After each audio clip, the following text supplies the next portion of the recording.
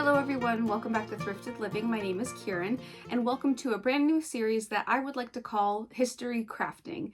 So in this series we are going to take books just like this craft book and we are going to try projects from these different craft books. I've been thrifting these different crafting books for many years now. I'm always so inspired by the projects that are inside, but I have never really tried many of the projects, and I thought it could be fun to find different inspiration in these crafting books and try to make them with you guys and sort of see how we can change them to update them, or if the project has stood the test of time and still is really functional in 2025. This is the first crafting book we are going to be using. So this book is called Creative Touches. It's a binder. It's actually really big. And below the title it says how to add flair to ready to wear. So this whole book is about taking clothing that you already have and creating new items with it, just adding a few different things to it. So this book is really cool because it's actually separated into seasons, and I love how this is organized. Additionally, somebody went through and added a couple other patterns as well.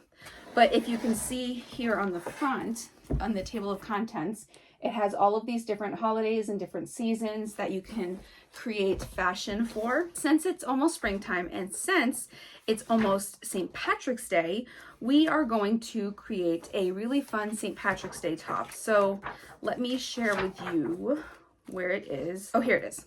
So I'm going to just open the binder, and this is the inspiration for today. Super cute. It's going to be really fun to make. Nothing fancy, but I thought it could be a really fun project to try for 2025.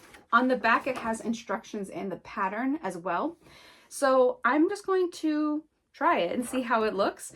I have all of the supplies I need for this project, and I'm a little nervous that it's going to be harder than I'm expecting it to be, but I think it's going to be fun to try to make this. Let's just jump right into this first episode of History Crafting. I'm really excited about it. Let me know in the comments if you guys are excited. Let's just see how this goes. So the first thing I'm going to do is I'm going to trace the patterns right here on the back. We have the pot of gold, some gold coins, and then the shamrock leaves. So I'm going to start by tracing these patterns because I don't want to cut these out. I want to be able to use them in the future. Luckily, you can see through the paper I have, so I'm just going to go through and trace these patterns. Now the gold coin and the clover leaf. We're going to keep the instructions here on the side, but I have my patterns now, and I'm going to cut them out. I'm calling this History Crafting because the projects are from crafting books that were created in the past. It doesn't mean that the projects are old or anything by any means. It just means that the books were published in the past, not something that was published, this year.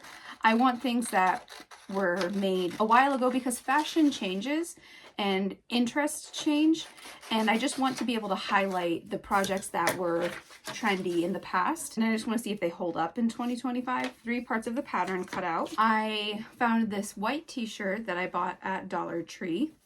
Originally I thought I was going to use a black t-shirt, but then I realized if I'm going to use the pot of gold, I need to have something that you'll be able to see the pot of gold on. So I have this long sleeve crew neck shirt that I got at Dollar Tree, and then I also have this little onesie in black that I can use for the pot of gold, just like that. I also have this yellow for the gold coin. I think I'm just going to get started by cutting out some of these pieces. I'm going to start with the pot of gold, and I'm going to just take it and place it on here. Now I wonder if I can use my, what is this thing called? I don't even know what this is called, this little cutter thing. So let's try it and let's see.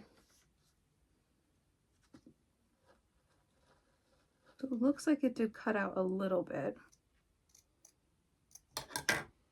There. A pot of gold. I don't know if you guys can see it. Ta-da! I think it looks cute. Pot of gold. I wonder if I want to do more than one pot of gold because it's kind of tiny. It would be cute if these were actually like pockets. Let's see the inspiration again. So they have it flat down here at the bottom, and then the shamrocks on top of it and the coins. Maybe it's fine. I think it'll be fine. All right, so now I'm going to get the fabric for the shamrocks. I'm actually going to leave it folded like this, and I'm going to try to cut through all of it. because I want a lot of the same style of the hearts. I'm gonna trace it with a pencil, see if that works a little bit better. We have the clovers, the clover leaves. Oh my gosh, it's so cute. I love that. That is perfect.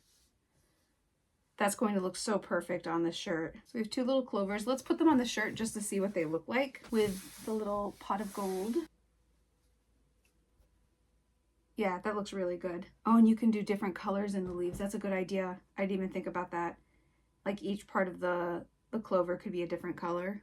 In this part of the project, I continued cutting out all of the different pieces that I will need, and I really enjoyed cutting the little hearts, which make the clover. I enjoyed cutting those out of different types of material. Then I went through and I cut out the little pieces that will be the coins for the shirt. I then laid every piece out on the shirt just to get an idea of what it would look like when it was finished.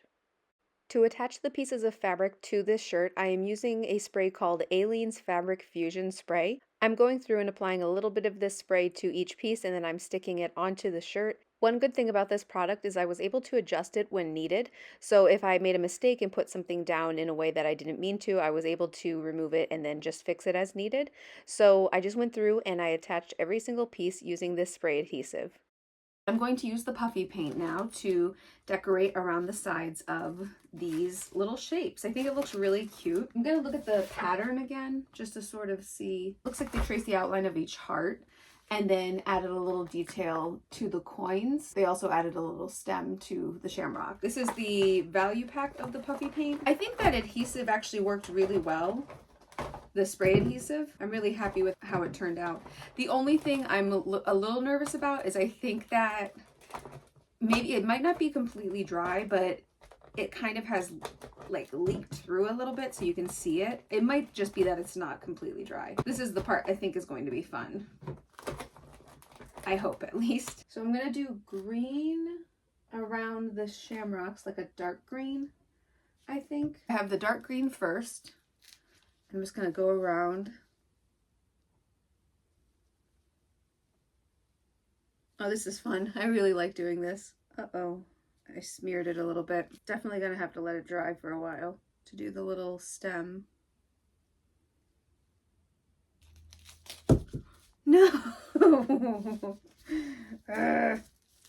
No! That's why this is a trial type thing. I dropped the fabric paint. Maybe I could put a little coin over there to try to hide my mistake. I'm going to try the lighter green over here. I honestly thought this part was going to be the easiest. I'm going to outline the little pot of gold with this. It's looking a little bit not the way I was hoping it would look. Do some of the gold coins.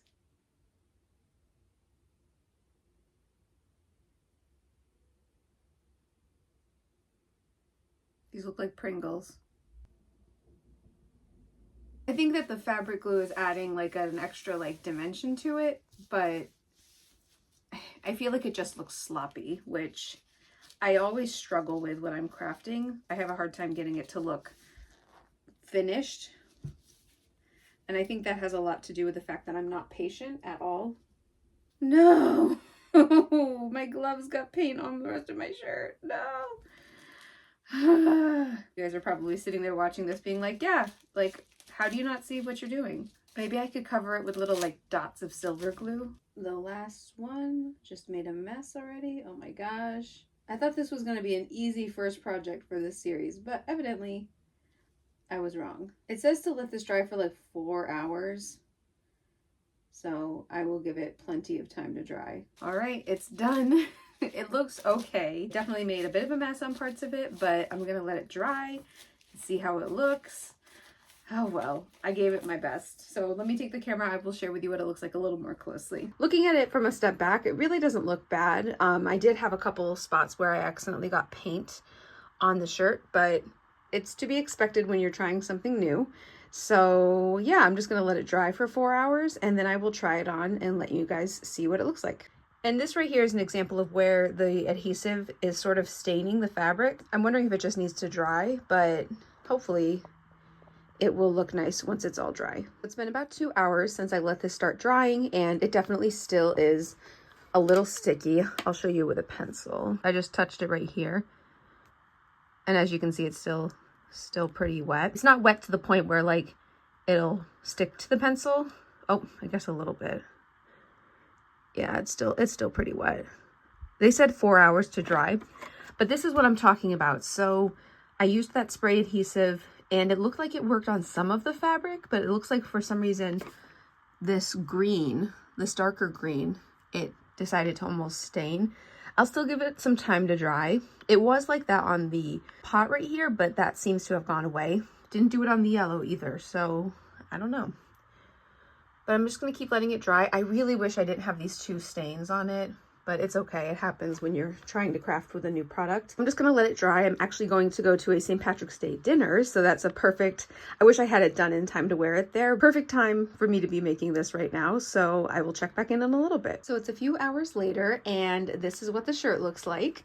Not a huge difference, but it does seem like this is attached. Oh no, it's not really attached. Let's see if it's dry. This feels dry, actually. This feels really good. Looks like I didn't get enough glue on this. Like some parts of it are really attached, but other parts aren't. But the fabric paint feels really good. This did not change in color, unfortunately. But yeah, I think it's a pretty good replication. So now I'm going to put it on and see what it looks like. So the shirt is now done drying and I tried it on. It looks so stinking cute. I'm so happy with how this turned out.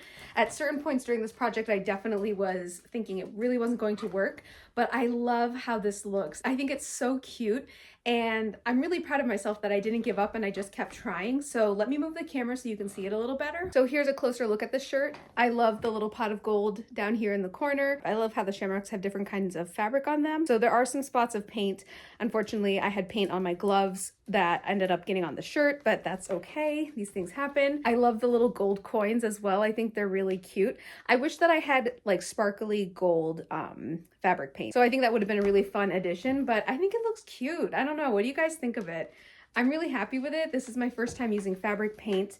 I am going to try to wash it. It said to wait sometime before you wash it, and then maybe I'll try to wear it to work on Monday. But yeah, I think it looks really cute and I'm really happy with it. And that's everything for this very first episode of History Crafting. I had so much fun making this and I hope that you guys will really enjoy this series too. Let me know in the comments what you think of this shirt, if there was anything you would add to it or anything you would do differently. If you can hear anything, Pip is trying to jump on me. Let me know what you guys think about this shirt and if you would do anything differently. If I could do anything to it, I would add some more sparkle to it, maybe some different types of materials, maybe more shamrocks, but I feel like this is a pretty good replication of what the picture in the book looked like. If you enjoyed this video, give it a thumbs up and subscribe to my channel if you're new. I love to share videos about crafting and thrifting and Dollar Tree. You can also follow me on Facebook at Thrifted Living or on Instagram at Thrifted Living YouTube. Thank you so much for watching and I will see you in the next video. Bye.